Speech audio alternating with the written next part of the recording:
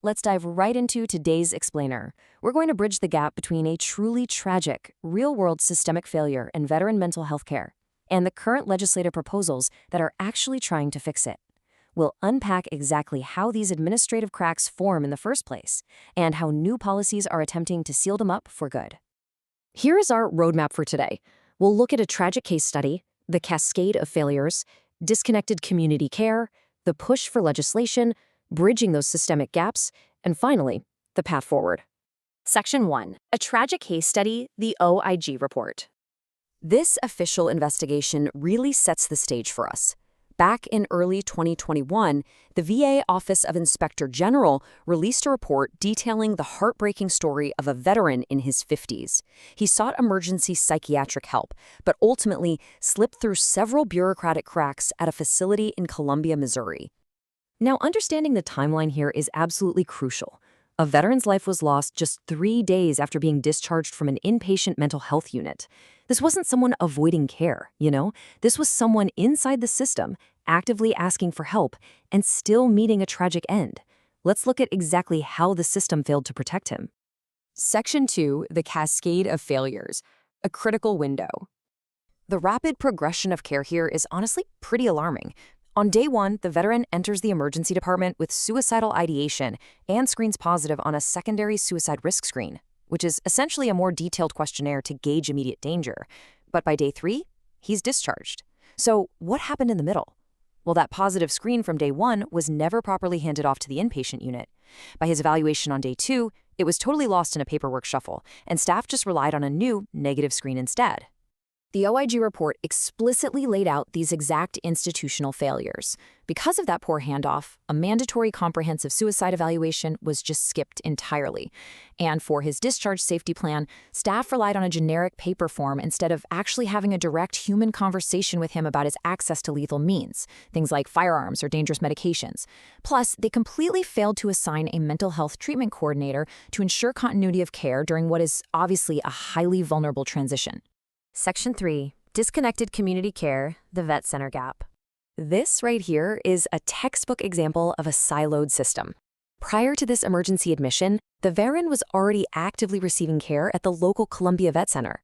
The inpatient staff knew this. It was literally right there in his notes. But they failed to obtain a simple written release of information. Because of that one bureaucratic hurdle, the hospital couldn't collaborate with his vet center counselor for discharge planning. The left hand quite literally couldn't talk to the right hand, leaving him without a safety net in his very own community. So with these micro-level failures in mind, the botched handoffs, the lack of coordination, the missing evaluations, we have to zoom out and look at the macro level.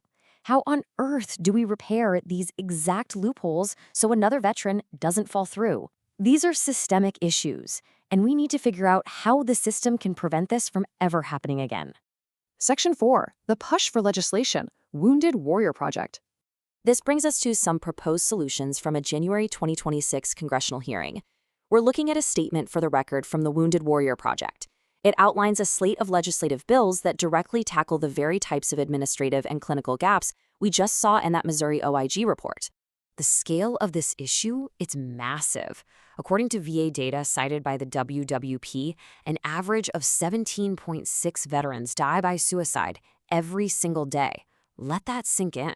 And here's the real kicker. Roughly 60% of those veterans were completely unconnected to VA care in the 2 years prior to their death. On top of that, the Wounded Warrior Project found in their own survey that 76% of surveyed warriors reported experiencing PTSD, with nearly half presenting moderate to severe symptoms. The demand for seamless, effective mental health care has literally never been higher, which is exactly why this legislative reform is on the table right now. Section 5. Bridging the systemic gaps, diagnosis to prescription. Right now, we've got this massive disconnect with siloed VA and community care workflows. It's exactly what happened when that hospital failed to coordinate with the local vet center. The proposed fix? The R-Cover Act. This legislation aims to formally integrate and fund community-based nonprofits to provide evidence-based care. The Wounded Warrior Project emphasizes there must be no wrong door. If a veteran feels more comfortable at a local community center than a massive hospital, the system needs to fund and integrate that community care seamlessly. To address those findings of incomplete evaluations and generic paper safety plans, we have the Quality of Care Act.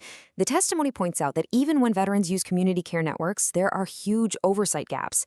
Sometimes providers even skip basic VA suicide prevention training.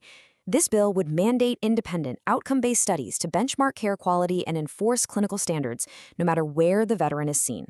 And finally, think back to day one of our case study, where the inpatient unit completely missed the veteran's secondary screening results. To combat missed warning signs like that, the Data-Driven Suicide Prevention Act proposes using AI and predictive analytics. By looking at complex data sets, the system could actually proactively flag risks and prioritize interventions way before a crisis hits. It takes the burden off relying on a perfectly executed verbal handoff and uses data to keep high-risk patients visible. Section 6. The Path Forward. The overarching philosophy behind all this really comes down to this quote from the testimony. Mental health treatment works, but every individual has unique needs, and there's no one-size-fits-all solution. It's a great reminder that repairing this system means prioritizing a veteran's immediate needs above bureaucratic boundaries. So, we leave you with this final thought today. As data and legislation evolve, will integrating predictive analytics, community grants, and strict oversight finally close the gaps that have cost way too many lives? The connection between microscopic clinical failures and macroscopic legislative fixes is super clear. Understanding this relationship is the first step toward building a system that truly leaves no veteran behind. Thanks for joining me for this explainer, and keep asking those big questions.